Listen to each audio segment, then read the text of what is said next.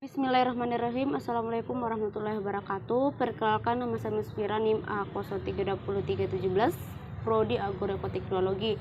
Baik, dalam kesempatan ini saya akan memaparkan mata kuliah bioteknologi tanah.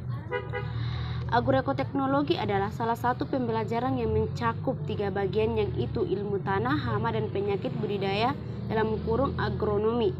Dan dapat dijelaskan bahwa agronomi ialah ilmu yang mempelajari tentang sains dan teknologi suatu tanaman yang melibatkan penelitian dan pengembangan agro. Berasal dari agronomi, yaitu ilmu yang mempelajari gejala dan dalam kurung fenomena dalam hubungannya dengan pertanian atau teori serta praktek dalam pengelolaan tanah serta produksi tanaman. Sedangkan teknologi berkaitan erat dengan sains serta perekayasaan. Kata agroekoteknologi diartikan sebagai penerapan ilmu dan teknologi di bidang biologi pada sistem pertanian insentif. Pada dasarnya agroekoteknologi kita akan mempelajari mengenai bagaimana cara pengelolaan suatu komoditas dari berbentuk bibit sampai berbentuk hasil dan selanjutnya produk. Kita akan mempelajari tentang tanaman yang tumbuh pangan ataupun hortikultura, serta bagaimana cara proses penanaman yang baik, proses panen, proses pengolahan, hingga proses produksi. Keuntungan yang sudah saya dapatkan selama kuliah bioteknologi tanah adalah dapat mengembangkan ilmu biologi tanah, makro, meso, mikro biota tanah yang berperan dalam menentukan sifat fisik, kimia, biologi tanah dan mempertumbuhkan tanaman serta ekologinya, dan dapat mengembangkan bioteknologi tanah melalui pemanfaatan organisme tanah dan hasil rekayasanya. Definisi bioteknologi: Organization for Economic Cooperation and Development adalah bahwa bioteknologi merupakan penerapan prinsip ilmiah dan rekayasa pengelolaan bahan oleh agen biologi untuk menyediakan barang dan jasa.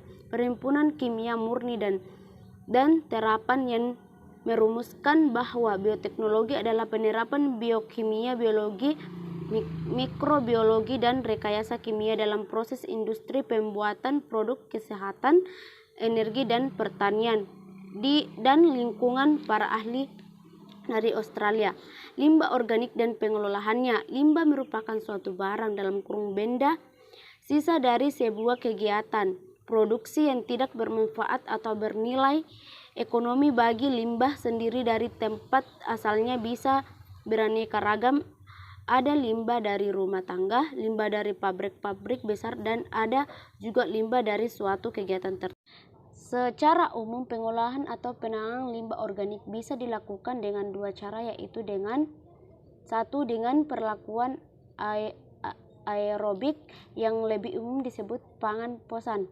2. Perlakuan anaerobik dalam kurung proses fermentasi, yang akhir-akhir ini proses fermentasi dilakukan dengan bantuan efektif mikroorganisme dalam kurung EM yang akan menghasilkan produk yang disebut bokashil. Peran jasad hidup dalam penyediaan hara dalam sistem pertanian yang berwawasan lingkungan. Masukan berenergi tinggi seperti pupuk buatan dalam kurung kimia dan pestisida. Berenergi tinggi seperti pupuk buatan dibatasi penggunaannya, sedangkan daur ulang limbah pertanian menggunakan pupuk organik dan pupuk hayati dikembangkan untuk mempertahankan produksi pertanian. Tanah merupakan habitat bagi berbagai tumbuhan, hewan, dan mikroba. Hewan tanah hidup pada permukaan maupun di dalam tanah. Berdasarkan ukuran tumbuhan, hewan tanah dikelompokkan menjadi mikrofauna, mikofauna, dan makrofauna. Makrofauna tanah merupakan kelompok hewan besar tanah penghuni tanah yang merupakan bagian dari biodiversitas tanah yang berperan penting dalam memperbaiki sifat fisik, kimia, dan biologi tanah. Mikrofauna adalah hewan yang mempunyai ukuran tubuhnya berkisar dari 0,2 mm, contohnya Protosa, nematoda yang menjadi mikropredator bagi mikroorganisme lain serta menjadi parasit pada tanaman.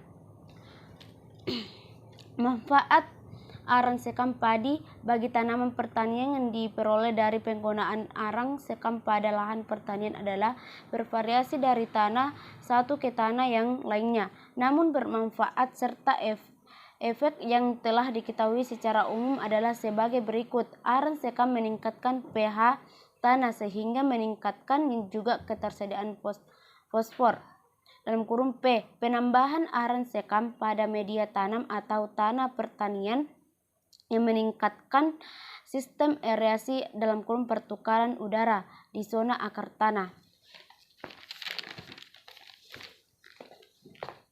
Ganggan merupakan protista yang bersifat fotoautotrof atau yang dapat membuat makanannya sendiri dengan cara berfotosintesis. Ganggan dapat dengan mudah ditemukan di air tawar maupun air laut. Ada yang hidup dengan cara menempel di suatu tempat atau nelayang-nelayang di air. Alga merupakan tumbuhan non-vaskular yang memiliki bentuk tali beragam, yaitu uniselular atau multiselular dan berpimen fotosintesis. Azolla merupakan tumbuhan dari jenis paku-pakuan yang mampu tumbuh di permukaan air seperti kolam danau, rawa, dan persawahan. Banyak sekali yang tidak tahu apa itu azolla sehingga tumbuhan ini sering disebut gulma. Salah satu bahan yang dapat digunakan untuk pembuatan kompos adalah azolla pinnata. Ganggan dari materi ini dapat berfungsi sebagai salah satu sumber alternatif bagi tumbuhan. Tanaman ini secara tidak langsung mampu menyikat nitrogen bebas yang ada di udara dan dengan bantuan mikroorganisme anaboana. Azolla nitrogen bebas yang diikat dari udara akan diubah menjadi bentuk yang tersedia bagi tumbuhan. Rhizobium adalah sekelompok bakteri tanah gram negatif yang terkenal hubungan simbiosisnya dengan berbagai golongan kedelai, alfalfa, dan lain-lain.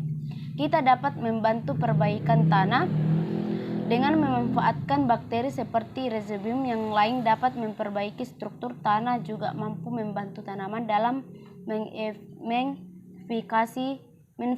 menfisasi nitrogen di udara tanpa harus membuatkan pupuk anorganik yang justru dapat membuat bakteri dan mikroorganisme menjadi punah.